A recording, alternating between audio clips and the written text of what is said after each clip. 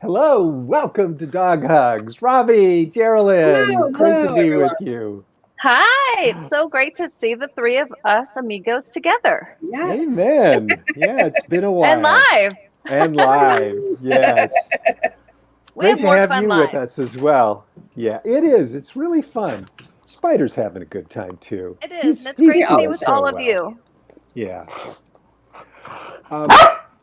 He is doing well. He is. He really is. I mean, let's check him out. Check this out.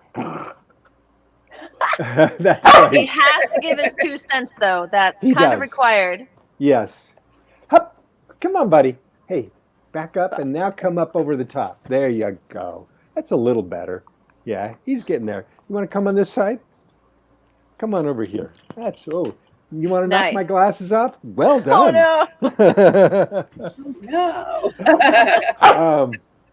So we're going to talk about behavior today. Today is an Ask a Dog Trainer Petiquette Day. Really excited about that. And we'll get right into that in a moment. But first, do you folks know that we have a Supermodel of the Week contest? They're so adorable, those dogs. Yes. Robbie, tell us about the contest.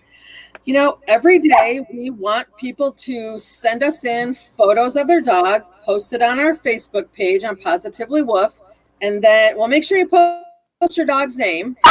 And then at the end of the day, we post all of the photos. They're up on our page and people can go and like and comment and share them. And at the end of the week, my amazing daughter, Alexa, goes through and takes all of the dogs, counts up all the likes, shares, and comments, and then puts them into a collage and also makes a Supermodel of the Week cover photo. And that winner stays at the top of the Positively Woof page all week. That's fantastic. And then from all of that, Robbie, you make this now amazing video, and we are going to share this, the Supermodel of the Week video. It today. Yes, really excited. All right, here we go.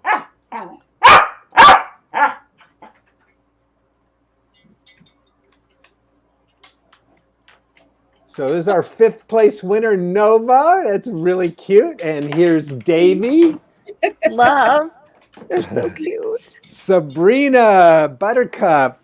I love the dogs with the first and last names. Me too. Or is that middle? Reggie and Sausage. Love that. Well, congratulations to all the finalists. And here's our winner. Who is it? Bella. Bella. Adorable. And this is all voted on by you guys. Yep. So thanks for participating. Fantastic. Yeah, really wonderful. We love your opinion. We think they're all supermodels, so we always have a hard time choosing. We're glad it's up to you because I don't think we'd be able to choose, right? No. Totally your choice. And I just love seeing the names and just the different dogs. It's just amazing. I love it. My dog had 4 names when she was in trouble. Really? She had a middle name and she had a bat mitzvah name. So she had a lot of names. So when I went through the long name, she knew she was in trouble and she came running and was like, "What do you need, Mom?" So yeah, just like kids. I love their names. I love their names. That sounds like my mom with me. I was Lawrence when I was in trouble. But you were never in trouble, right? Oh, Lawrence? No, I was a good boy. I was a good boy. Well, you know, our pets all want to be good. And the way that we help them be good, especially through things or, say, experiences that we can't avoid, is by management. Management of those things. And today and every day here on Dog Hugs, we manage Spider with a busy box. Oh, yeah. Let's get him going on that. All right. So you can tell he's not. Oh, my God. You should see this. He is up there. He's wanting it. He knows what's going on. I think he even heard you say that, Geraldine. And he's going right for it. Get him up there knocking. All right, here we go. So wrapped up in here, these towels are some treats. And now Spider's going to get going. There you go, buddy. Very good. Perfect. No cat pun intended. So that'll occupy him for 2.5 minutes. Exactly. But hey, it's a 2.5 minutes for us to get started discussing today's topic because in fact, before that, let's just jump in and say, now on the show from time to time, we're going to feature pet holidays. And we love our pet holidays. Yes, and we've got a really important one today. Robbie, tell us about today's pet holiday, Check the Chip Day. August 15th is Check the Chip Day, and it's basically just a reminder for everybody who has a pet who's chipped, whether it's a dog or a cat, that you want to make sure that all of the information on their chip is up to date. So you want to log in to whatever site you got when your veterinarian put the chip in, make sure your phone number, your address, any information that they're asking about the pet that you can fill in, make sure that's up to date. Because if your pet gets lost, it's great if they have a chip, but not great if they get scanned and the chip in your pet is not attached to anything online. So you run the risk of not getting your pet back. Excellent. So check the chip. Check the chip. And here is a video on what a microchip is all about.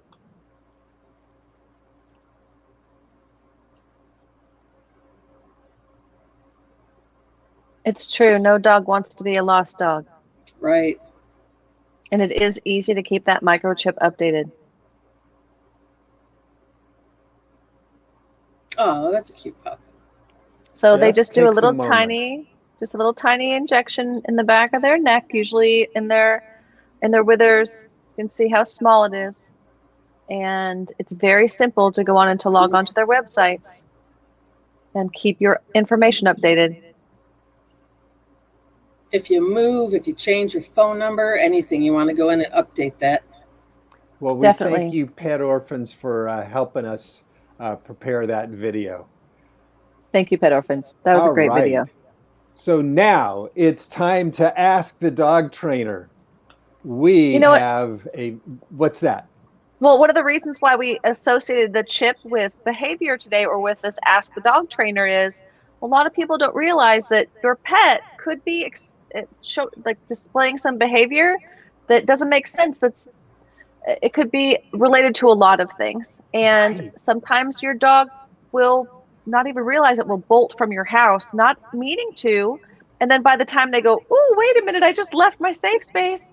Now I'm in the hands of animal control or a stranger or anything. So it's really important, after we discuss everything today, to go check your chip and make sure your chip's updated. Yep. Good Well advice. said. So we had a question come in. Hi, my husband and I got a puppy about 2 months ago, and ever since we got her, she's been destroying things when we aren't paying attention or just not at home. I hate putting her in the kennel in the middle of the day, but if I need to get some sleep, I have no choice. For example, yesterday my husband and I left the house for a little bit, maybe an hour or two, and when we came back, our puppy had one of our vent covers hanging from her name tag on her collar. She'd pulled a metal vent cover out of the floor behind one of our couches. We told her, no, bad dog, and have put her in the kennel or outside, and nothing works. We were told to get her toys, and she has toys all over the house, but would rather just lay on the floor and sleep. We were also told that she's probably bored and are having a case of separation anxiety. She doesn't seem too fond of her toys, and we are running out of ideas. What can we do? Help! Oh, how frustrating, right? Yeah. And that's going on in a lot of people's homes right now, not just hers. And so before we dive right in, let's discuss what that puppy's going through. And we're going to have to make a few assumptions. So I'm going to give a couple of answers to help people with a new puppy, as opposed to people that maybe have a year-old, 2-year-old, 5-year-old, 10-year-old dog they're adopting. Yeah. and the difference between biting and chewing we'll discuss as well. But all puppies are going to chew and they're going to bite because they're teething, and they're also learning play behavior. And if they've been taken away from their litter too young, they haven't got the chance to have that play behavior with their siblings, where they get a check and balance from their siblings, where they might bite their sister and their sister's like, ow, that hurts, don't do that again, because they aren't really biting themselves. And by the time they finally do and realize it hurts, you know, they've probably already bitten their siblings or their mom or you a couple of times, who knows. So older dogs, same thing, but biting is a play behavior. They learn how to not do it to do damage. Yes. And so we're going to assume they brought their puppy home past that stage where it actually did have some, but it sounds to me like they may not have had that play behavior with their siblings. They might have been taken away a little young. Really important distinction. You know, some dogs have not been trained how not to bite one another, and other dogs, for example, like Spider, are herding dogs that are taught to nip at the heels. And yes. So that's one issue, and that's different than chewing. Really important distinction. Yes, and chewing is especially teething. We'll go to teething, chewing first, just to start at young puppy. Their teeth are growing in. They're pushing out. Their adult teeth are pushing out their baby teeth, and that's painful. You need cooling and soothing, and you need chewing to loosen the baby teeth to make way for the big teeth. And I always say, it's not to chew or not to chew. It is, what are they going to chew, and when are they going to chew it? So that is the question. Sure. Can I jump in for a second? So you know, when I brought Hazel home, she had a lot of issues. So when I first brought her home, she chewed computer cords, cell phone cords, the walls on towels, blankets, everything. So I did get a lot of toys. She didn't care. What I found is puzzles. So puzzles mentally challenge her. Yeah, I have like a stuffed log that has little holes with stuffed squirrels. It takes her a lot of time to figure out how to get those squirrels out. So once she got stuff that engaged her mind rather than just her teeth destroying the house, then you guys know that she kind of calmed down, and I don't have to use the sour cherry spray on everything that we own. So I think she needs the mental as well as the need to chew. I'm so glad that log toy, that stuffed oh my gosh, log that's really the works. Best. Yeah. It's really helped her. Yep. She is a unique situation. So we will go into a whole show about Hazel one day, because I do believe there's a lot of lessons to be learned from not only the way she was adopted, and Robbie's such an angel to bring in a dog that had so many challenges, and to manage those challenges along with other dogs that had challenges was exhausting. So kudos to you. That was a lot. But also understand that Hazel's coming out of her puppydom now. She's got her big teeth are coming out, so she doesn't have that pain and that anxiety. And so let's jump back into biting and chewing are ways of communicating. Yeah. They're communicating play. They're communicating dominance. They're communicating they're teething and they're in pain. They're communicating maybe they don't feel good. They're afraid. They're trying to protect you. There's a whole range of possibilities of what they're communicating. So it's best to know your dog well and know that they're going to chew at some point and manage that chewing. And we have some suggestions and some different ways to break it down for you to help you manage that. Yay. It is a thing. I mean, it is a very serious thing. And for some dogs, it never completely goes away. I know, or it doesn't go away for a while. And other pets, depending on the anxiety level that they have or the anxiety level in the house, that plays a big factor as well. So it's really great that you check yourself and check your vibe and what kind of vibe you're bringing into your house that might be affecting your dog's chewing. It really could be a factor in that aspect if your dog is, and some dogs, you know, with genetic issues or just are incessant chewers, they just always chew. So it's best to understand your breed, what the possibilities are, but also what the anomalies are. True. I know that Spider, when he gets a plush toy, if he got a plush log like you described with little squirrels inside of it, Robbie, he He'd would shred gut it. it. He would shred it. You know. Right.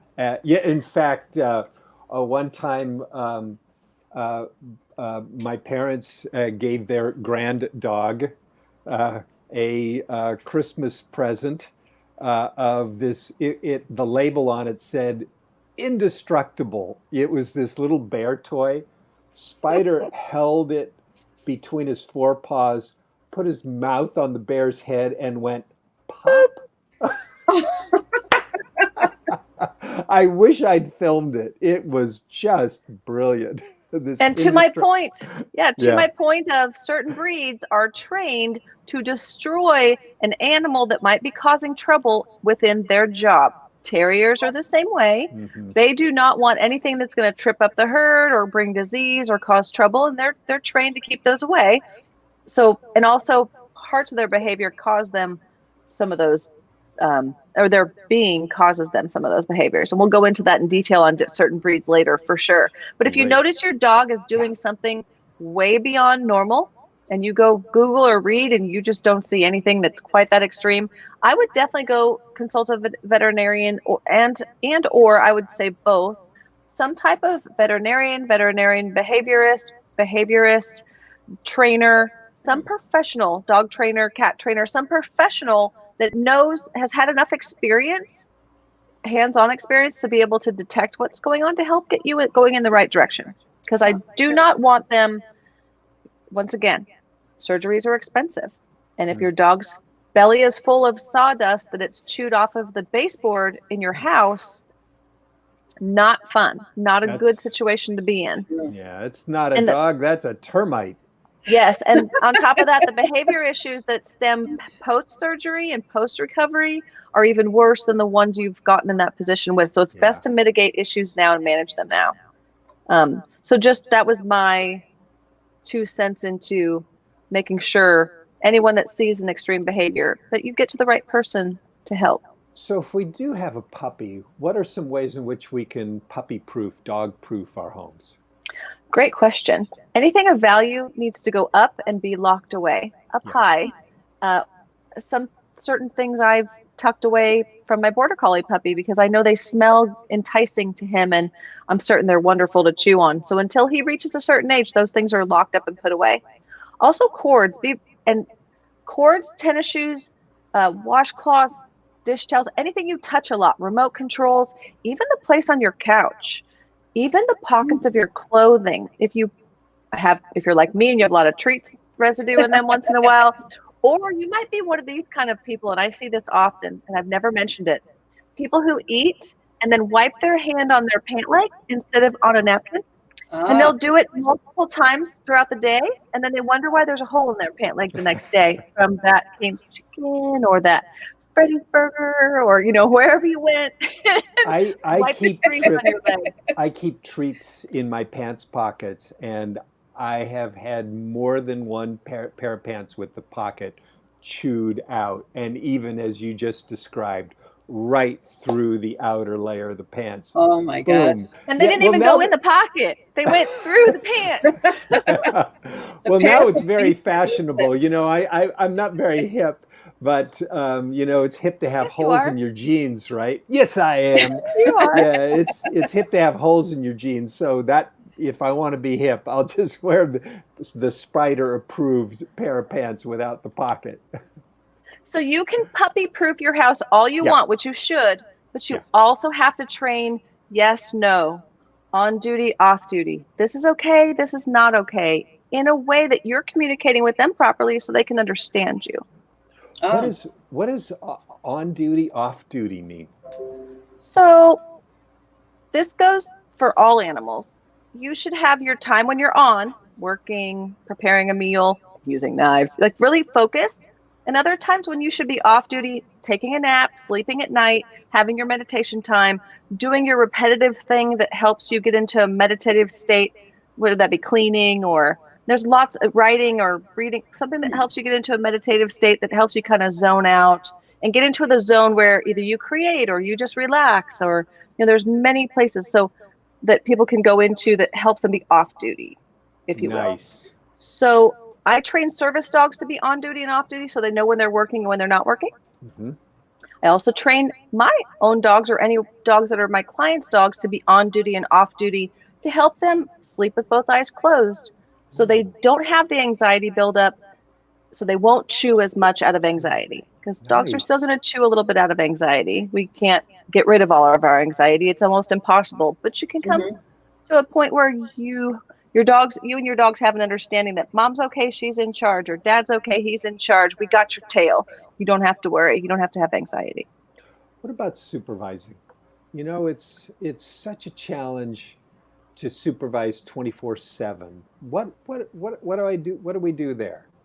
Well, doesn't on duty, off duty make sense to help with that supervision? Because when they're off duty, they should be sleeping. That's your window to go get some things done that you want to do without them.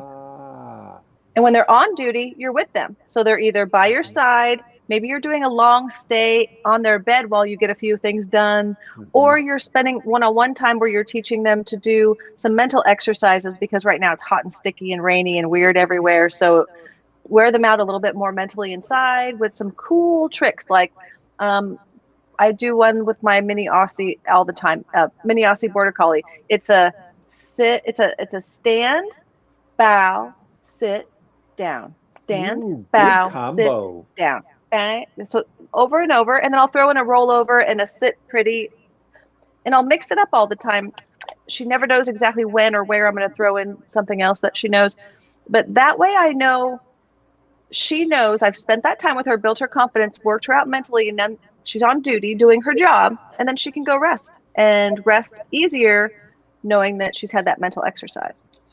Some of her needs have been met. So it's really important for us to be the detectors, to be the managers. Know thy dog and manage them well. What is crating? What is gating? Great question as well. A lot of people they look at crates as punishment. I've found this through at least 50% of the homes I would walk into would say, I don't want to crate my dog. And I'd say, okay, well, let me explain it to you like this.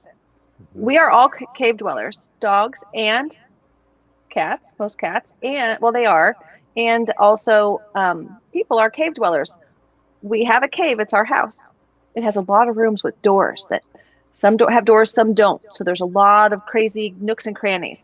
And a dog's cave should really just be a hole dug in the side of a hill where they cover it with leaves and they get all snuggly in there, and they know no one can come up behind them and attack them. We have cameras around our house. Dogs don't really understand how to use a camera, so they can't understand that safety mechanism, right? It's that thumbs thing. Yeah, and they think that sometimes our mailmen are attacking us. And Robbie, being married to a mailman, you know that's a thing, and it's really important that the dogs love the mailman. Yep. But most of the time they look at it as an intruder, especially. That's a trigger that lets me know if the dog actually thinks it's in protection mode on duty. So that's a trigger for me. So here we go with now you have this.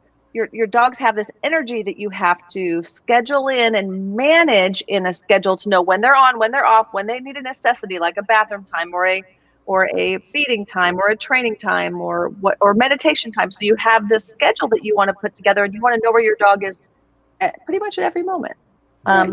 Helps them have consistency to be able to predict your behavior, to then feel more confident about what's going on. Helps you manage all that energy. And also you have to have exercise in there, mental and physical, not just the mental I spoke of, but also some physical, even if that means running up and down the stairs when the weather's bad, like it is today at my house. It's been pouring outside, so it's a muddy mess. And I would have my dog hugging me right now, but he's all muddy downstairs. So I'm playing fetch. So do you see how managing that energy matters in a schedule that's attainable for all of us, but knowing what on duty and off duty mean, and that helps manage biting and chewing. Really challenging, with COVID, to be able to having now changed our schedules. Yes, I haven't changed my schedule that much. I'm one of the lucky ones. However, I don't change my dog schedule even with COVID. They might be out an extra half an hour a day, maybe an hour. But my dogs need a lot of sleep because I have their tail kicked by about 6 in the morning. They've had 10 days by the time most people are up in dog years. So If you saw yesterday's show, folks, with Liz Steers, you know that Geraldine has gotten her butt kicked by a trainer. So now a human trainer, and now in turn she kicks her dog's butt. I kicked my own butt so my dog couldn't kick my butt because it's pretty embarrassing when you can't outrun a dog, right? Sorry. That's Dogs true. are For me, it is. fast. They're so fast and they're so strong, but we don't want this to be overwhelming because it really shouldn't be. And to give you a tip on managing chewing and biting, the schedule I typically write for a customer is that I integrate things together. So if you Nice. don't like your dog being in the kennel because it's confinement, well, I say make that kennel pretty, make it comfortable, make it feel like a home. Give it a name if you need to. Put a little doghouse sign, whatever you have to do to make it, feel like a really cool place. And then start feeding your pet inside the kennel. Key. Make it feel comfortable where they will relax. And then you'll start noticing less tension in your pets. I also eat first before I feed my pets. And if I'm not going to eat first, I fake eat what I'm about to give them. So they think I've nourished myself first. Therefore, they don't feel the need to protect, because one of the number one reasons for pets to bite, besides illness, something's wrong with them, is they're afraid their owners are being attacked and they want to stop them. They feel like an intruder's coming, someone's about to harm family or themselves, and they want to end it before it gets a chance to happen. Oh, wow. Most overtired dogs will bite too much and chew too much. And so if you're not letting your puppy get its naps and have that off-duty time, then you're robbing your pets of some relaxation, and you're causing some of the stress that's causing them to bite or chew more. And also, like I said before, your own anxiety. Yeah, it's interesting. Each dog seems to have real particulars about what that dog loves to chew the most. And breeds too. Some within breeds too. Mm-hmm. Oh, wow. Mm-hmm. Yeah, Definitely. Some breeds will chew way more, especially dogs with longer muzzle, because they have bigger teeth. Yeah. Think of mush face dogs with a smaller, not less teeth, smaller and a different jaw formation. Yeah. And so they don't have as easy of a time chewing on things as maybe a dog with that longer muzzle. Yeah. So they might. But once again, it's to each its own, and it's not if it's going to chew, it's what and when. And I don't want it to be your wallet or your loafers, your Gucci loafers, or your favorite bag, or your favorite anything. Yeah, true. Mm-hmm. Is there more in chewing, or you think we got it here? So I guess my takeaway is, we're going to have a show on some different products to chew. Oh, yes. And different ways of managing the chewing. In the meantime, worst case scenario is your dog is chewing right now. What can I do? We'll throw a carrot in the freezer. Let it get nice and hard, cold. That's clever. Soak it in water first. Freeze it in a way that it won't drip all over your fridge. And then give your dog a frozen solid carrot, because especially if it's a puppy, it probably can't get through it, but that cold, soft enough will actually help soothe those teeth that are trying to come in. Yeah, I've never heard of that one before. I'm gonna try. Lucky Spider's gonna get a frozen carrot. He happens to love carrots. Yes, and just be mindful of where you give it to them. Contain the area. Right. It is a carrot, and also it's stain. It could stain a little bit, and there are white carrots out there now that are really easy to grab up. And also be very mindful of, you don't want to give your dog too many carrots. So variety is key, and we're going to discuss variety in our next show on biting and chewing.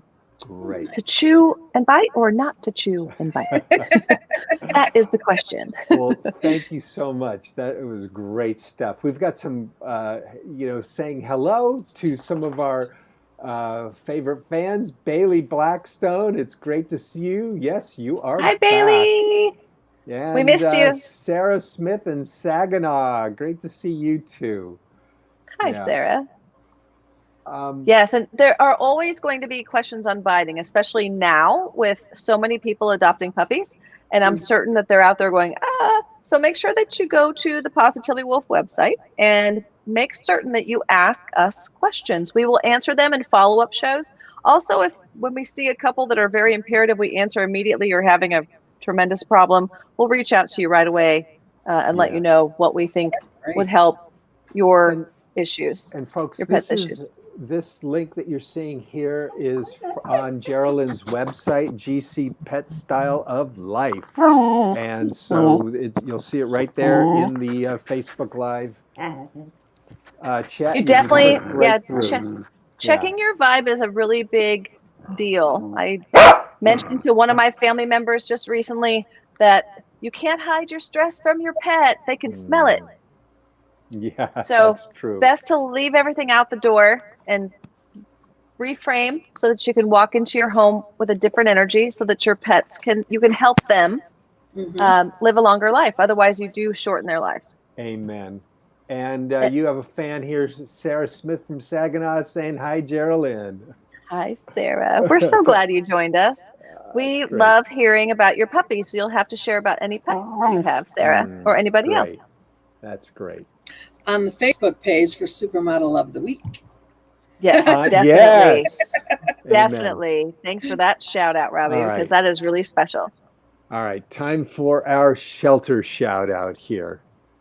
Robbie, who do you got today? I love Alley Cat Rescue up in Alexandria Bay, New York. It is just a network of people who take in, lost cats. If somebody has to surrender a cat, they will take it in, foster it, find a foster home, or adopt it themselves.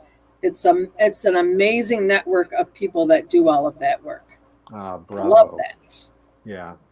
And love Geraldine, you and I talked before the show that we're going with the same shelter today.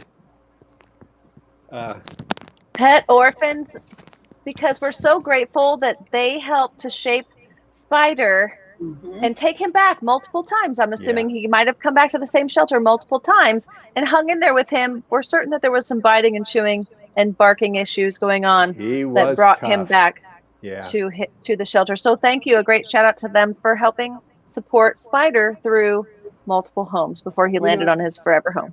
You make a really good point. It's a real challenge and even a risk for a shelter to pull a dog that's been rejected multiple times. And some shelters like Pet Orphans will really go out there and they'll seek the hard cases. In some cases, I know there have been a couple of dogs that we helped get adopted with our films. They were at Pet Orphans for more than a year. Oh, wow. Before we got in there with training. So the training aspect of it is really, really key. And some dogs don't show you exactly what they're made of until even a year after they're adopted, or a month or 4 months after they're adopted. They have this rule going around, and I see their point, because I agree with some of it. It takes 10 days to acclimate once the dog comes to your house, and then it takes X number of months to. Well, honestly, it's really up to the dog and the person that's handling it. It's not really a general rule.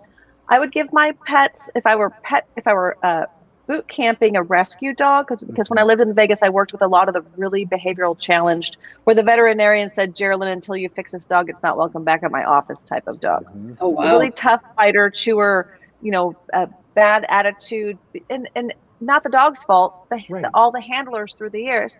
So working with those pets in particular, it was really all about how you managed their energy, but also changed their mind. So and you can't walk into changing their mind with a bad vibe or anything. You really have to help to get their trust. So it's really impressive that Pet Orphans brings back and works so hard with these really tough dogs to make a difference. Gratitude, blessings. Who wants to go first? I'll jump in. I'm thinking about my good friend Stephen Goldman right now. He and I have been friends for 30 some years, and we're actually going to do a socially distanced get together on Thursday evening. Really nice. looking forward to seeing Stevie in person, and albeit at some distance.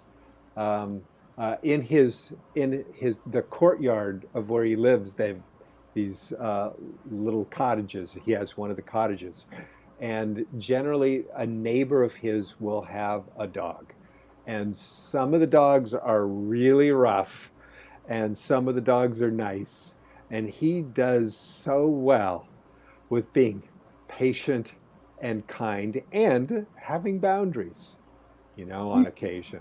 Yeah. So I'm thinking of you, my friend. That's so lovely. Yeah. My gratitude today is to Robbie and people Hmm. like Robbie and Larry and people like Larry that are out there adopting dogs that come from extreme, really rough situations, whether a rescue or a puppy, regardless, because there is the rescue puppy, but there's also people out there that are breeding, and there's one or two that could be very challenged, and there are people that snatch that puppy up and really manage that difficult situation. So my gratitude is to both of you, because if you two wouldn't have rescued the dogs that you did, they wouldn't be with us today. And we Most might likely. not have a show. So thank you both. I know how Amen. hard that was. So I have tremendous You're welcome. gratitude for both of you and your Thank you. patience and your tenacity and your scheduling and Mm. all the things that you've done. And my gratitude, let's just keep it all in the family. It is Geraldine for the help that she has given me with Hazel, and helping Hazel calm down, get so she's not so afraid of life, helping me deal with all of Hazel's fears and all of her issues, and Larry for taking in Spider, because I didn't really realize how much work can go into a dog who's had a lot probably damage before you got to them, until I got Hazel.